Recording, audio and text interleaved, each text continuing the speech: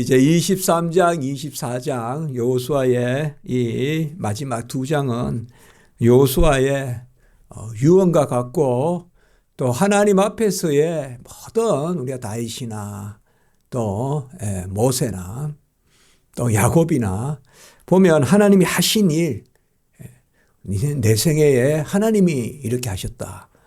또 그들은 지도자이기 때문에 내 생애라기보다는 뭐 야곱은 조금 내 생애다, 또 우리 가문이다 이런 개념이 있지만 모세와 여호수아는 우리 이스라엘에게, 우리 무리에게 여호와께서 행하신 일, 그것을 반추하고 감사하고, 그리고 다시 또 하나님이 이 땅을 주신 오늘 아름다운 땅이란 말이 세 차례 이렇게 나오는데요. 이 젖과 꿀이 흐르는 아름다운 땅을 주신 하나님의 뜻이 어디에 있는가? 그것을 다시 새깁니다. 우리가 인생에 있어서 마지막 유언이라고도 하죠. 유언인데 이런 말을 할 때 참 어떤 말을 우리가 남길 것인가? 한급히 한급히 사람이 죽음을 생각하면 수시로 몸서리치고 또 믿기지가 않고, 이제 뭐 죽음은 받아들인다 이렇게 말하면서도 나이 드는 것이 깜짝깜짝 놀란다. 나이 드는 게 놀라면 죽음이 오죽 놀라겠어요. 그런데 우리는 나이 드는 것은 깜짝깜짝 놀란다 하면서 죽으면 죽으면 받아들이면 되지. 그거는 사실상 우리가 아직 죽음이라는 것을 요원하게 생각하기 때문에 그런 것입니다. 그러나 모든 것이 정한 때가 있고, 우리가 평생 믿고 하나님 앞에서 말씀 보고 듣고 고백하고 또 말씀 안에서 여러 믿음의 일꾼들, 증인들을 보는 바에 그들의 삶이 이 생에서 끝나는 것이 아니고 영원한 삶이 하나님에 의해서 우리에게 주어진다는 것을 알기 때문에 사실 그 가운데 마지막 죽음의 순간에서도 여호수아 또 모세, 야곱 다 이 지도자의 모습, 그런 모습들을 우리에게 잘 보여주고 있습니다. 인생의 의미는 무엇인가? 사실 물이 흐르는 것도 의미고 새가 나는 것도 의미인데 물이 의미를 생각하겠습니까?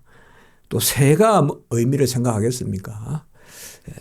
그럼 우리 인생은 모든 것에 의미를 생각합니다. 그 의미가 가치라고도 할 수 있겠습니다. 그래서 무슨 가치가 있는가라는 것을 헤아려서 더 가치 있는 일을 우리가 하려고 하죠. 무가치하게 산다, 개념 없이 산다 이런 말도 있지만 어쨌든 그 사람도 뭔가 자기 나름대로의 가치를 쫓아가는 거예요. 그게 이제 다른 사람이 봤을 때 너무 얼토당토 않거나 또 너무 그 가치관이 흔들린다거나 이러면 개념 없이 산다, 가치 없이 산다 이렇게 하지만 사실상 모든 사람은 참 고유한 자기 자신만의 존재 가치를 가지고 삽니다. 이걸 쉽게 생각하면 안 돼요.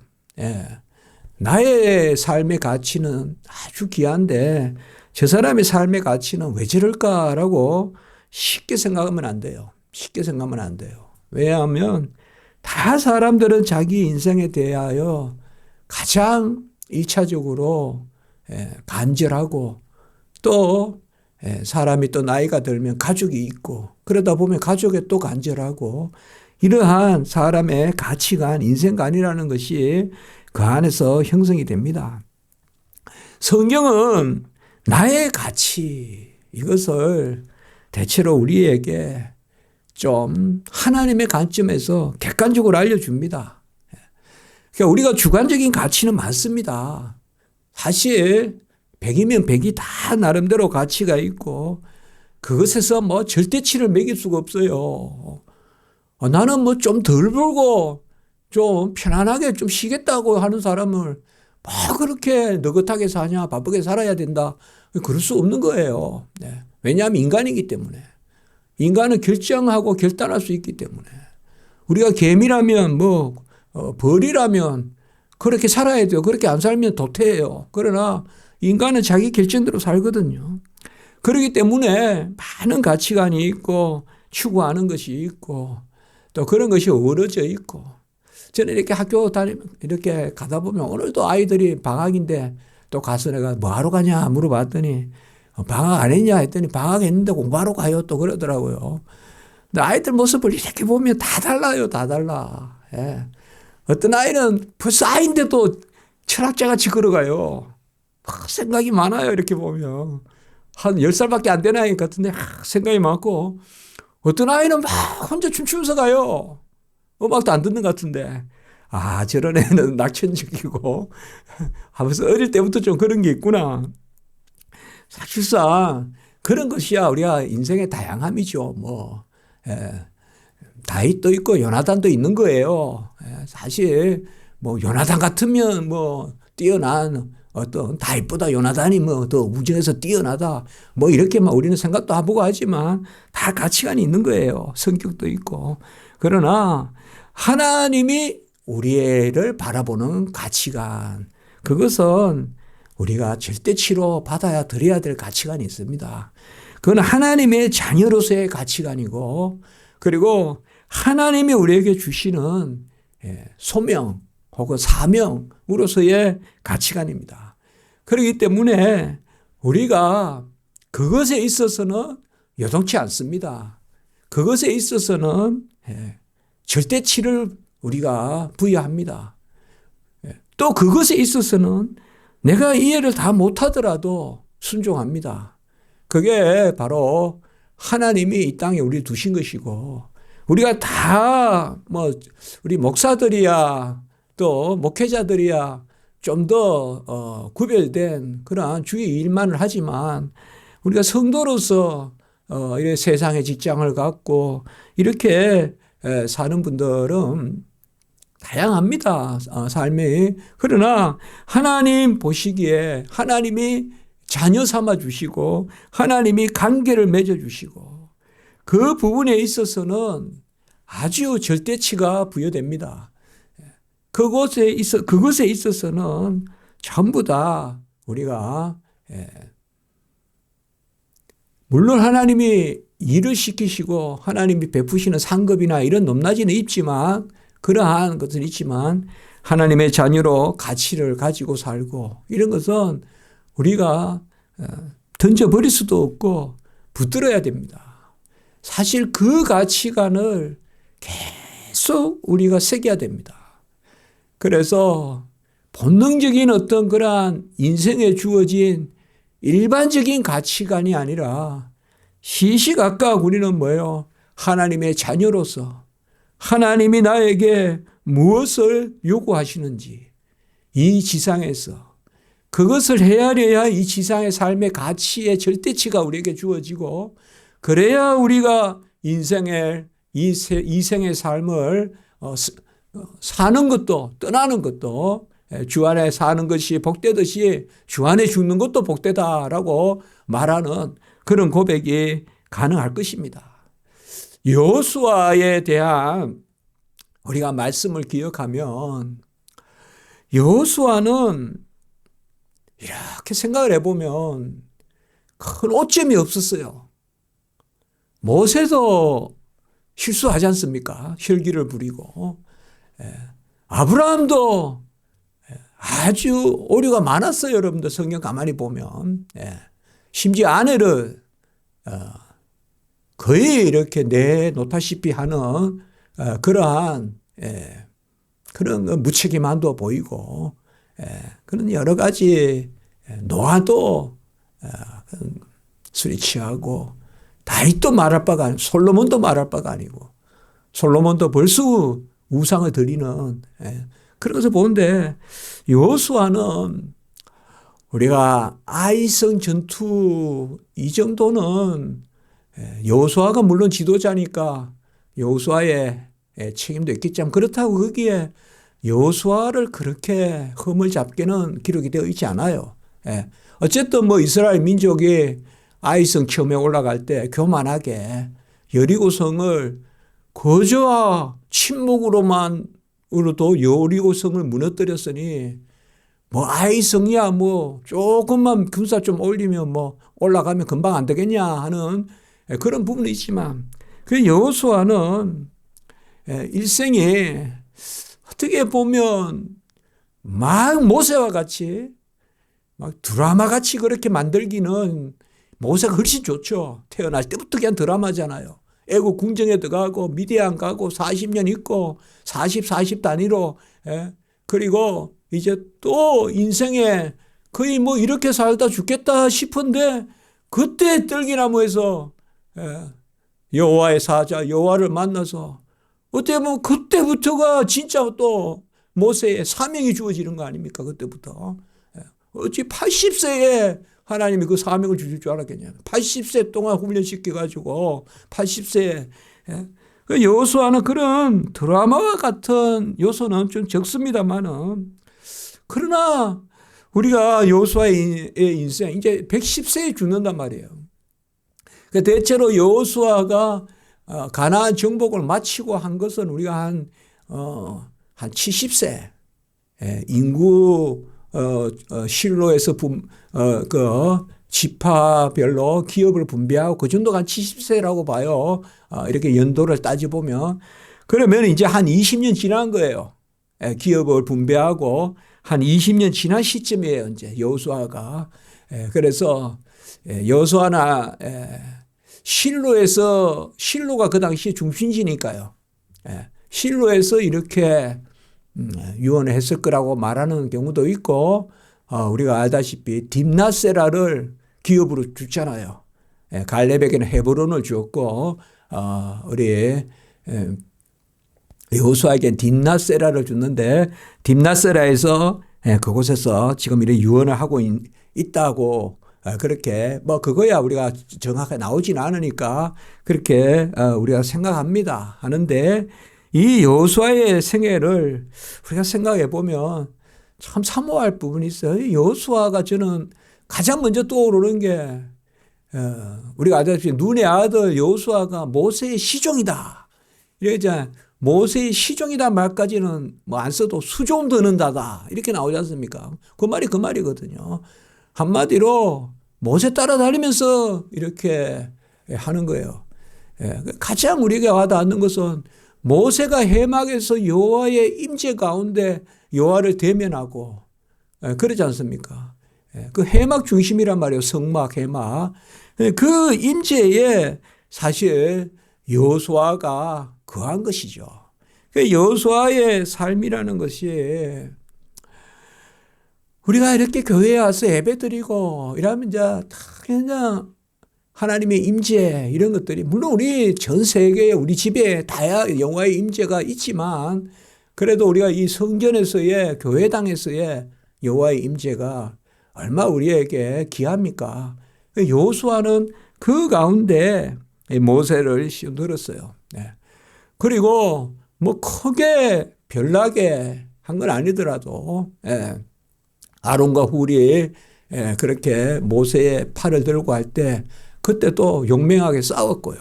그리고 이 여호수아가 우리가 잘 알다시피 정탐꾼으로 갔을 때 그때 믿음의 그러한 지도자의 모습을 보입니다. 갈렙과 함께. 우리가 무슨 일이 있을 때 어떤 관점에서 무엇을 이렇게 자기의 주장을 이야기하는 것은 그게 신앙입니다.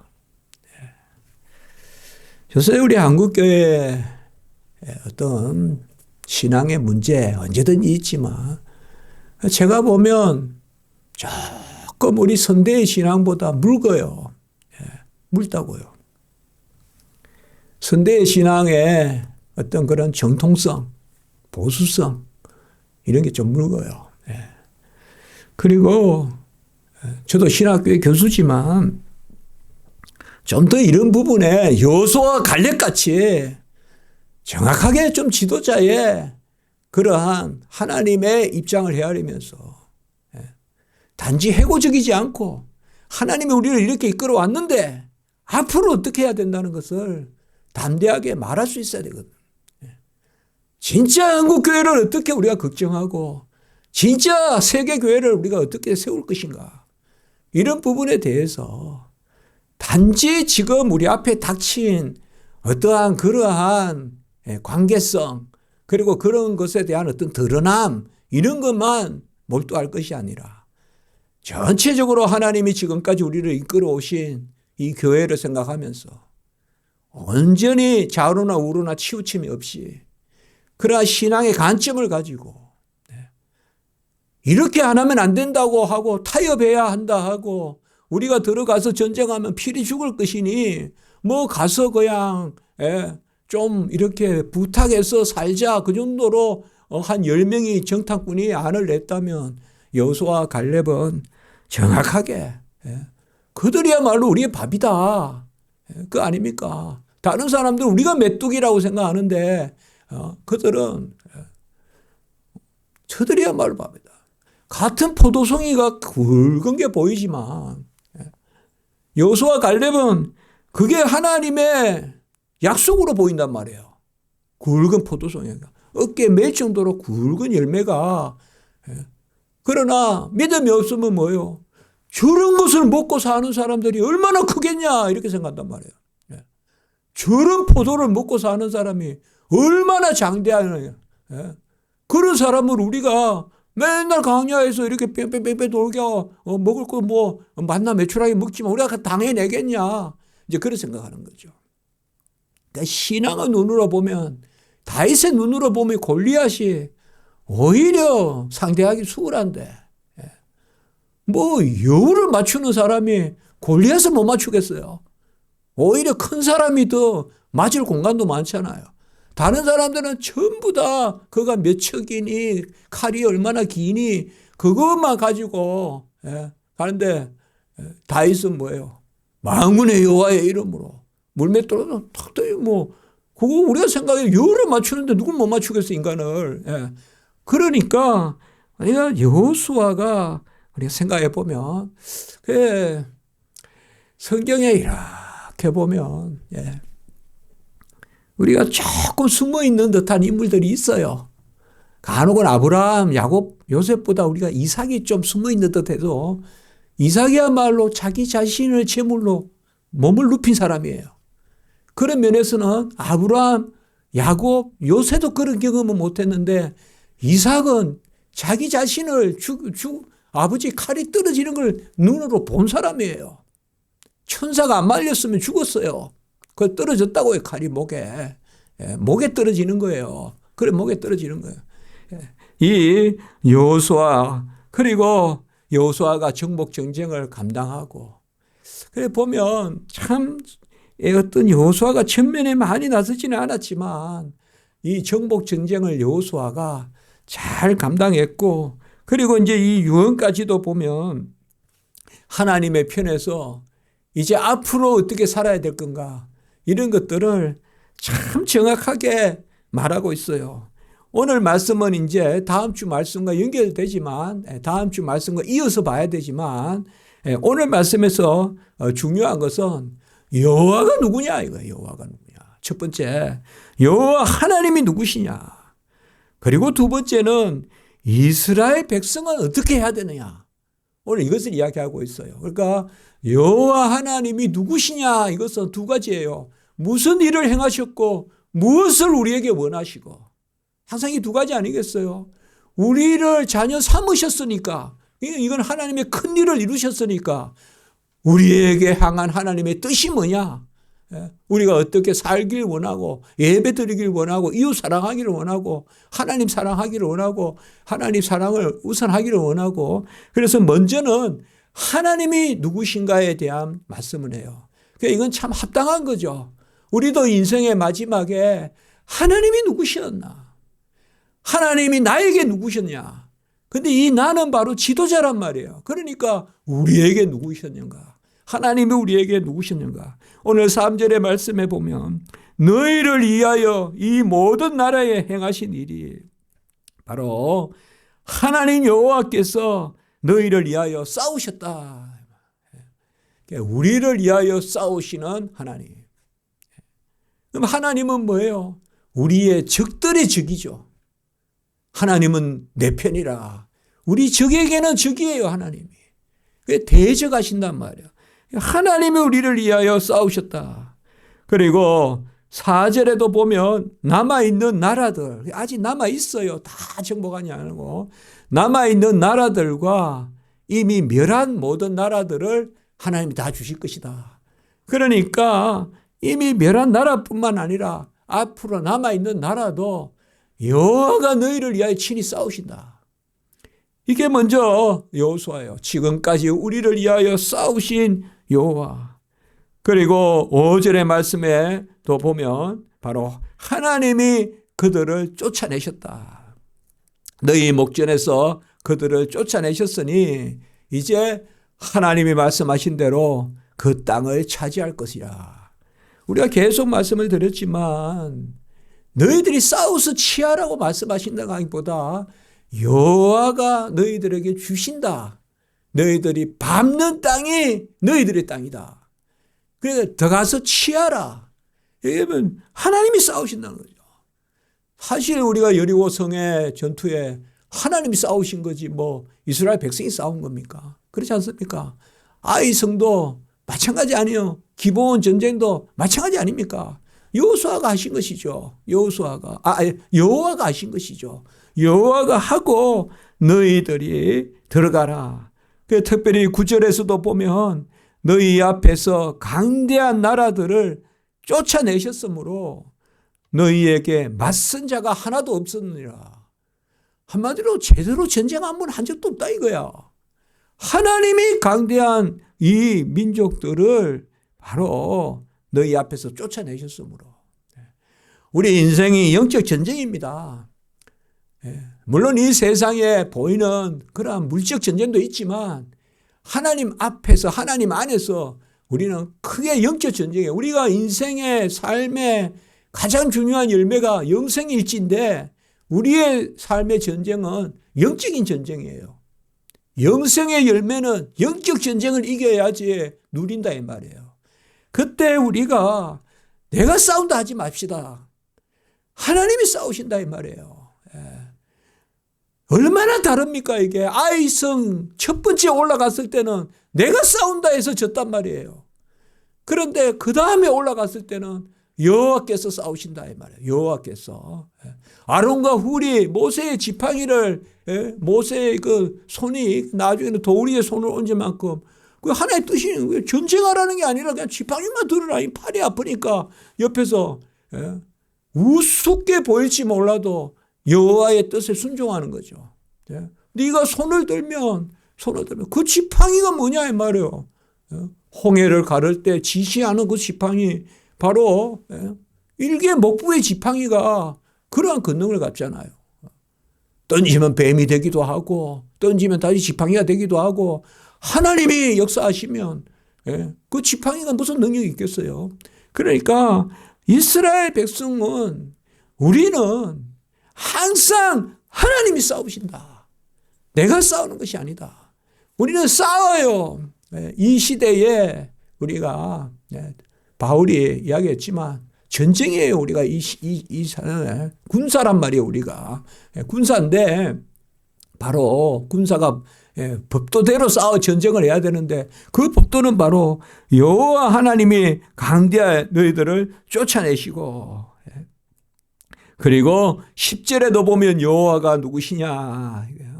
한 사람이 1000명을 쫓아내는데 한 사람이 1000명을 어떻게 쫓아내겠어요. 무슨 기구가 있습니까? 무슨 시대가 앞섭니까? 이스라엘 백성은 철기 시대라 보면 돼요. 아직까지. 근데 상대편은 더 강하단 말이에요. 벌써 해쪽속 막 벌써 철기 시대란 말이에요. 여리고도 벌써 막 그런 시대란 말이에요. 그런데 어떻게 일당천을 합니까? 그것은 여호와가 말씀대로 싸우심이라. 우리가 성경에도 보면 예수님이 말씀대로 죽고 부활하셨다. 이 말씀대로가 뭐예요? 바로 우리에게 계시하시고 우리에게 알게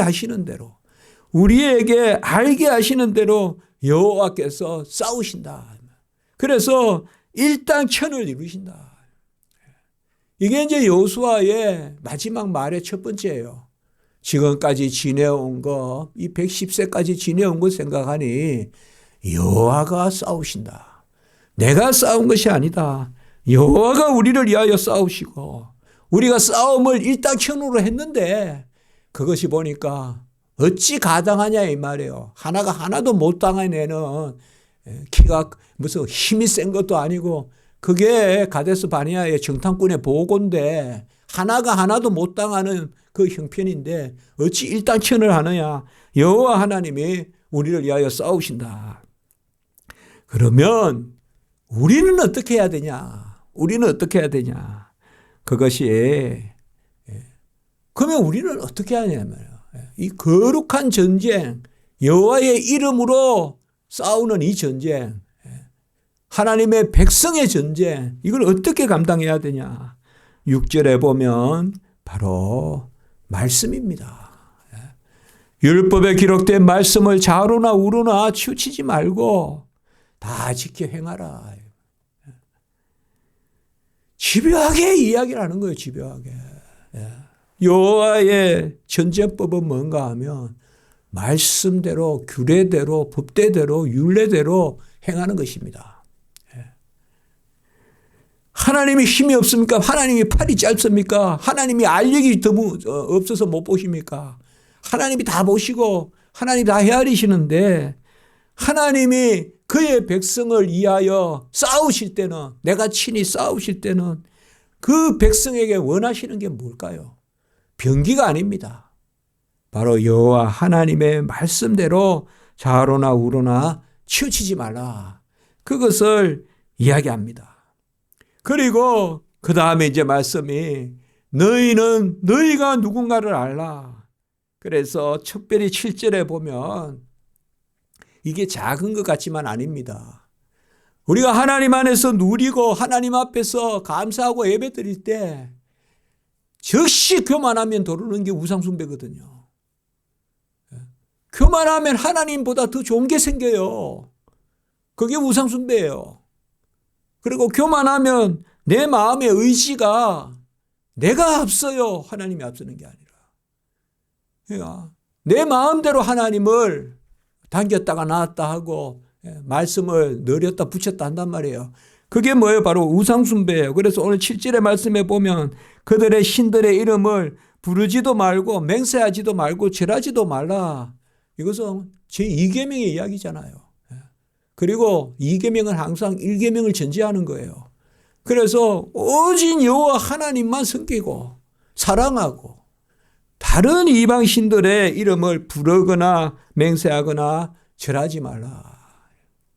우리의 가치관이 흔들립니다. 우리 인생에서 내가 든든한 것 같아도요, 연약합니다. 그러니까 우리는 항상 깨어서 말씀에. 우리가 오직 은혜다. 그리고 여호와께서 다 하신다. 이런 것이 지식이에요. 이런 것이 그저 막연한 느낌 아니에요. 여호와를 아는 온전한 지식 가운데 우리가 그런 정서가 움직이는 거예요. 우리가 우리 안에서 이 신앙의 정서라고도 하는데 이 신앙의 이 성령의 이것은 지식과 함께 역사한다고요. 여호와를 아는 좌로나 우로나 치우치지 않는 하나님의 말씀이 내 안에 있을 때 그때는 우리가 우상학으로 가지 않아요. 그때 교만하지 않다고요. 여러분, 교만은 무서운 겁니다. 교만은 패망의 선봉이에요. 그러니까 내가 가장 이 교만을 조심해야 돼요. 참 조심해야 돼요. 그래서 간혹은 우리가 예배도 드리고 설교도 듣고 간혹은 좀 깨닫게도 해주고 나단 선지자가 다윗을 깨닫게 해주듯이 말이죠. 이제 그게 필요해요, 여러분들. 그런 것에서 항상 깨어 있어야 돼요. 좋은 말만 들으려고 하고 그게 아닌 것이죠. 그래서 8절에 보면 여호와께 가까이 하라. 오직 너희 하나님 여호와께 가까이 하기를 오늘같이 행한 같이 하라.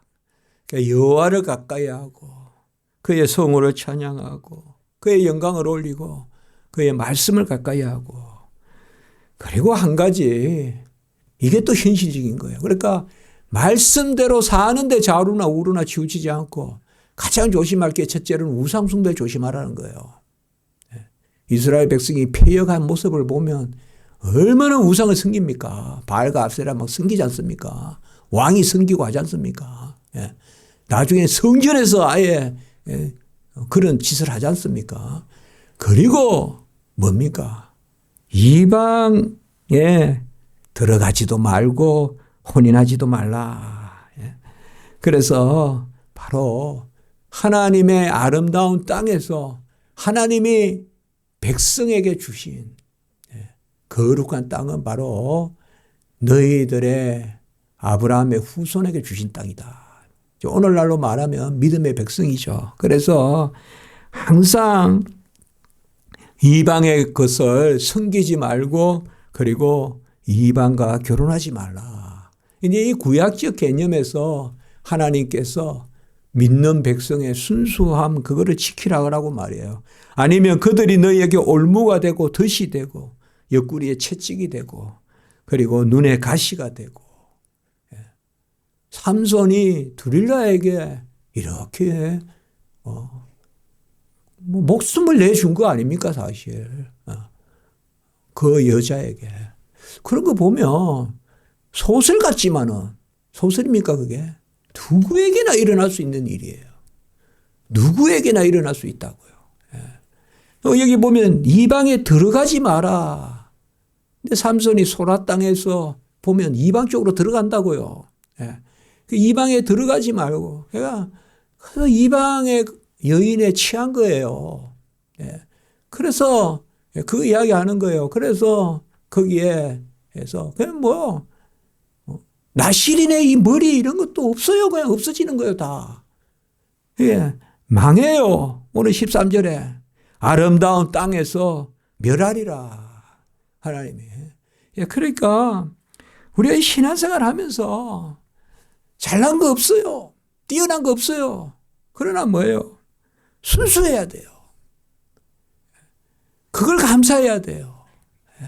우리가 길 가다 어느 벤치에 조용히 내 혼자 앉아 있더라도 순수해야 돼요. 내 옆에 막 부하가 있고 내 옆에 군대가 있고 내가 오라면 오고 가라면 가는 사람들이 암만이 많아도 내가 순수해야 돼요. 신앙생활 할 때는. 내가 무슨 사람들의 무리의 왕이고 사울 왕과 같이 막 그렇게 높아져도 안 됩니다. 항상 우리는 하나님 앞에서요, 나를 항상 그런 구석을 가져야 돼요. 그게 상한 심령 아니겠어요? 그게 도망다니는 엘리야의 마음이고 그게 도망다니는 다윗의 마음이고 그게 하나님이 다 그 순간을 줘요, 우리에게. 아무것도 없이 내 혼자만 다닐 때에 같은.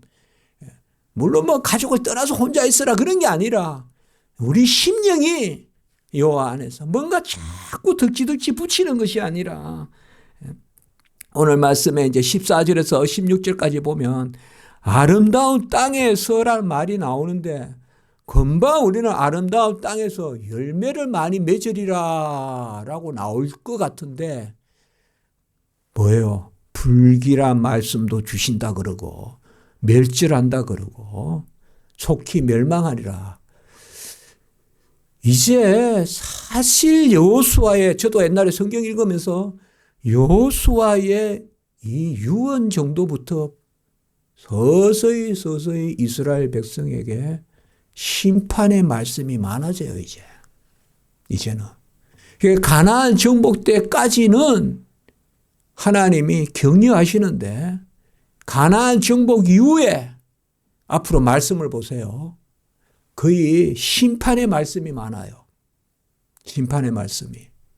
이거는 이게 뭐예요? 벌써 교만하고 앞으로 사사시대, 다윗 시대 잠시 있지만 이제 우리가 앞으로 말씀해 보면 성경에 그러니까 축복이 많은 것 같은데, 그리심산에 축복이 많아야 될 것 같은데 보면 우리 인생의 현실을 보여줘요. 그래서 오늘도 그 말씀, 물론 저는 성경을 읽으면서 이 여호수아의 이 오늘 14절부터 16절 아니면 13절부터 거의 아름다운 땅이라는 말이 3번이나 나오는데 다 불길한 말씀도 준다. 그리고 멸망한다. 아름다운 땅에서. 그러니까 이런 것을 봤을 때 우리가 신앙생활을 하면서 순수하게 하나님의 말씀을 붙들고 사는 거, 이게 일차적으로는 은혜 가운데 귀한 거고, 이게 참 하나님 앞에 귀한 거고요. 그리고 그저 누구에게나 누리는 것이 아니라 우리가 그런 마음을 가지고 그러한 자녀로서의 삶을 사는 우리가 참 귀하게 누리는 것이다. 이제 앞으로 우리가 이런 말씀들을 보면 계속 이스라엘 백성이 패역하고, 그런데 하나님이 또 한 번 참아주시고 또 한 번 참아주시고 또 한 번 참아주시고, 그게 사사기예요. 계속 참아주시고 이러한 것을 우리가 생각합니다. 뭔가 이 지상의 삶 가운데 여호수아의 가나안 정복 후에 뭔가 활짝 열릴 것 같은데 오히려 여호수아의 사후에 바로 사사시대로 이제 접어들어가는 이러한 모습을 통해서 볼 때 우리가 두렵고 떨림으로 구원을 이루라. 우리가 지금 누리는 걸 감사하고, 그리고 하나님 앞에 교만하지 않고, 그런 것들이 한국교회도 중요하고 세계교회 중요하다. 이 생각 우리가 한번 해보는 것입니다. 기도드리겠습니다. 거룩하고 자비로우신 하나님 아버지, 여호와께서 친히 싸우셨고 그 가운데 강대한 나라들을 물리치고 우리가 그 땅을 밟도록 하시는, 그 땅을 취하도록 하시는 이 은혜가 우리 가운데 충만한 은혜로 역사하신 것 우리가 알고 감사합니다.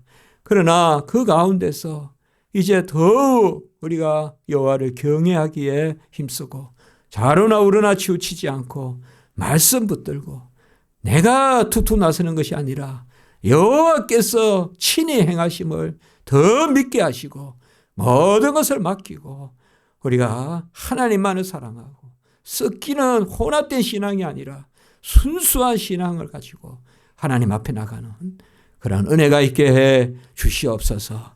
아름다운 땅에서 교만하지 말게 하시고 아주 초장의 양과 같이 겸손하게 지극히 낮은 자리에서 풍성히 누리는 저희들이 되게 해 주시옵소서. 예수님의 이름으로 기도드리옵나이다. 아멘.